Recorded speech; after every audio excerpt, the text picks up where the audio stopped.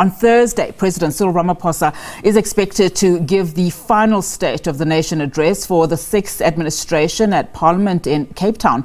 This Sona coincides with the country's 30 years of democracy milestone, which is expected to feature in the address. Xolelwa Kashe-Katiya is with Indlulamithi South Africa 2035 scenarios as a research-based initiative that uses different scenarios to gauge the country's trajectory. She joins us now. Thank you so much for your time. And perhaps let's start with those scenarios. Just a recap for us, the 4 scenarios that you use and what they mean.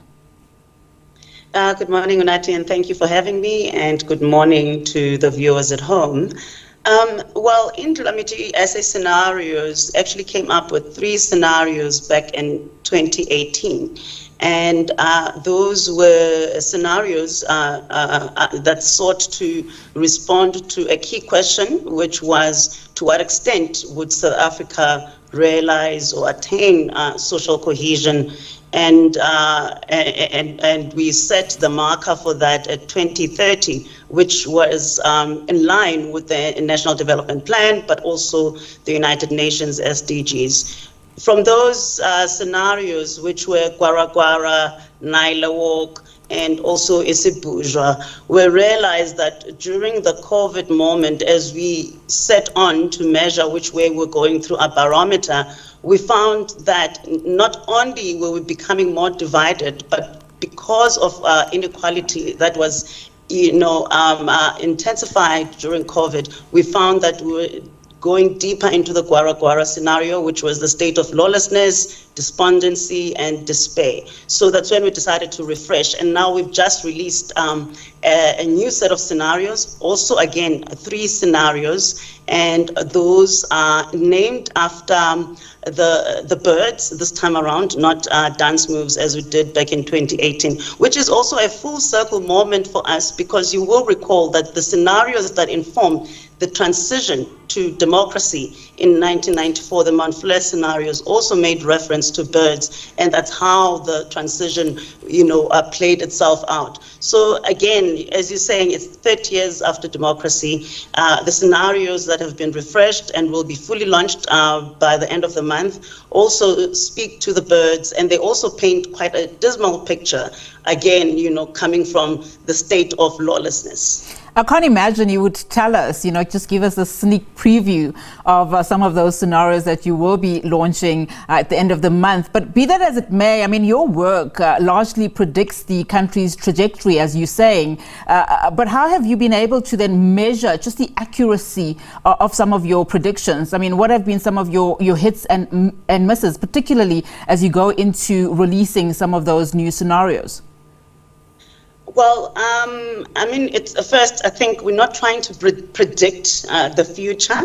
We certainly cannot do that because no one knows what the future is. But then in scenarios building or future studies, there's specific methodologies that utilize insights by experts, captains of industry, leaders in various sectors. But then we combine those with research. So whatever insights come up about the future, then we conduct research, which informs our methodology, which is intuitive logic. So these well-researched different possibilities or I would say likely trajectories depending on the decisions that we take as we go along. Now you're saying what are hits and misses? So after launching in 2018, by 2019, we realized that there was this call for measurement. So that's when we launched the Indlulamithi barometer, which then would determine year on year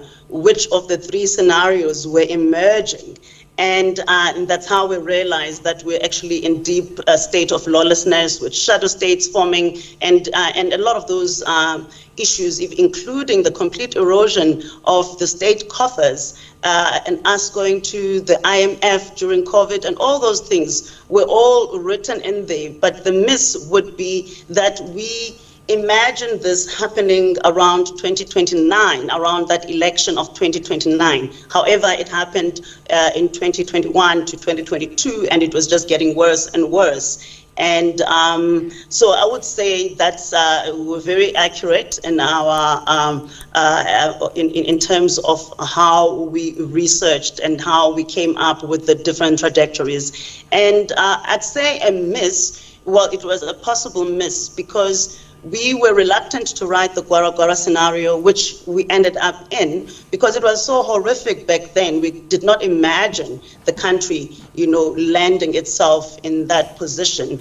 And we pushed ourselves after drafting two sets of scenarios, which was a very unequal South Africa and one that is working together. And then that's where Gwara Gwara came up. And now it turns out that that's exactly where we are right now. And at the beginning, we did not even imagine something like that happening. And it is a concern, I mean, as you rightfully say, that some of those predictions, including the Gwara Gwara, came years earlier than you had originally, predicted. But just going into the State of the Nation address and just looking at the, the state of our nation, I mean, the country is marking an important milestone in its democracy. We're also into an election year. Just talk to us about, how the president will capture the country's ups and downs in the 30 years of democracy. I mean, a lot of people pining their hopes, of course, to hear something new from the president.